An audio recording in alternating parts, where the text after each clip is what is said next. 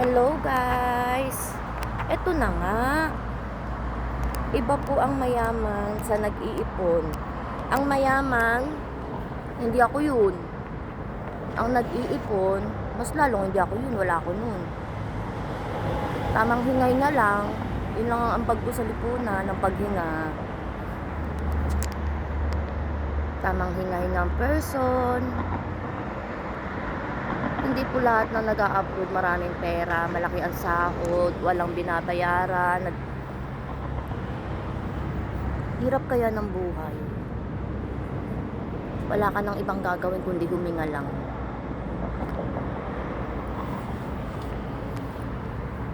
Hindi lahat na nagtatrabaho maraming pera. Hindi lahat na nag-a-upload mapera. At ganun. Kung kailan nag-iisa na lang ako, mas lalong dumami yung responsibilidad ko sa buhay. Di ba pwedeng sarili ko naman, ayusin ko muna yung buhay ko, ayusin ko muna yung sarili ko, i-safety ko muna yung pagtanda ko. Alam mo yun? Kasi wala ka namang ibang aasahan kundi sarili mo. Wala ka namang ibang mahingian ng tulong kapag nagkasakit ka. Wala ka namang ibang matitirahan kapag tumanda ka na, wala mag-aalaga sa'yo. Di ba pwedeng sarili ko naman? Pagod kaya. Minsan nga ayoko na magtrabaho eh. Iniisip ko lang yung mga responsibilidad ko, yung mga utang ko. Ganun lang. Hindi porket nag-iisa lang ako, hayahay ako sa buhay. Wala akong pera, wala akong ipon. Makakaipon ka ba? Uwi ka ng uwi ng Pilipinas? Ticket pa lang, patumbas na ng ilang sahod mo. Hindi naman sagot yan ng company kung gusto mong umuwi. Sagot ng company, depende pa kapag magpo-for good ka. Yun lang yun. Dami kong utang kaya, lagpas ulo. Kaya hinahinga lang tayo. Yun na lang ambag natin sa lipunan, ang tamang paghinga. Pasalamat na lang tayo, humihinga pa tayo. Sarili ko naman muna. Pag hindi ako nakaka-chat, hindi ako nakaka-reply, hindi ako nakakatawag, intindihin nyo kasi wala din akong kwarta. Parang nabubuhay na lang ako para sa kwarta. Wala na akong karapatan lumigaya. Wala na akong karapatang mamuhay ng normal. Alam mo yun? Mula pagkabata, nagtatrabaho ka, hanggang tumanda ka na lang, nagtatrabaho ka. Plano-plano din para sa pagtanda. Minsan na, hindi ako umasa kahit kanino. Wala akong inasahan. Mula pagkabata, hanggang tumanda ako ng ganito, wala akong inasahan. Sarili ko lang. Pambaon sa school, pam-project, hanggang sa makapag-apply ng trabaho, hanggang sa makapag-aral ng ganitong massage, hanggang sa nakarating dito. Kaya intindihin nyo yung mga nag-a-abroad. Hindi ganun kadali ang buhay.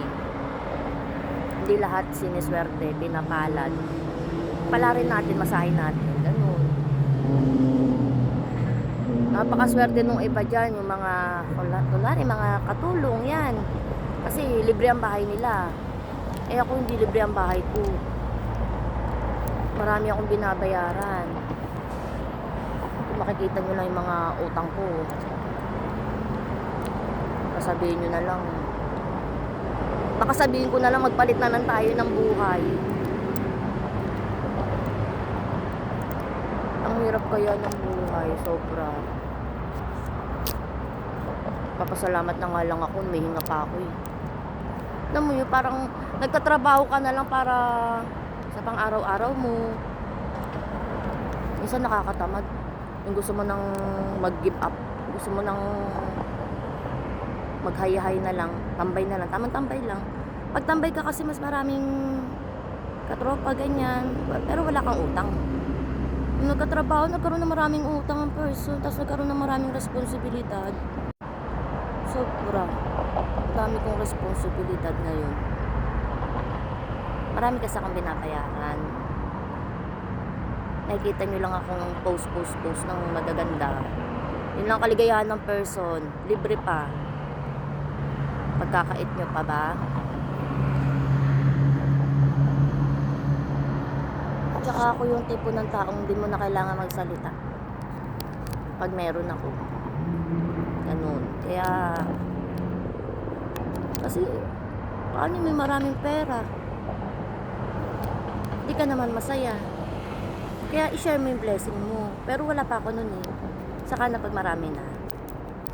Perfect. Ganda lang at saka pagingang ambag ko sa lipunan ngayon. Basta masasabi ko lang, ang pagtulong, kusang binibigay yan. Hindi sinusumbat, hindi binibilang. Pagkatulungan ka, salamat. Pag hindi ka tulungan, salamat. Ganun. Kasi minsan kailangan mo ring kumilos. Minsan kasi ang mga tao hindi ka tutulungan. Kasi isipin nila, kaya mo pa. Ba't hindi ka gumawa ng maraming paraan? Napakaraming paraan. Napakarami rin dahilan.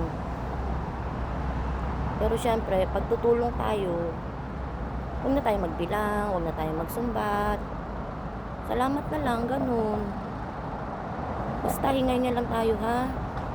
Tamang hinga. Inhale, exhale. Perfect! Happy dapat tayo. Happy. Tulad niyan, tingnan mo. Tamang tayo-tayo lang ako dito. Nag-aabang-abang lang ako. Wala tayong gagawin sa buhay.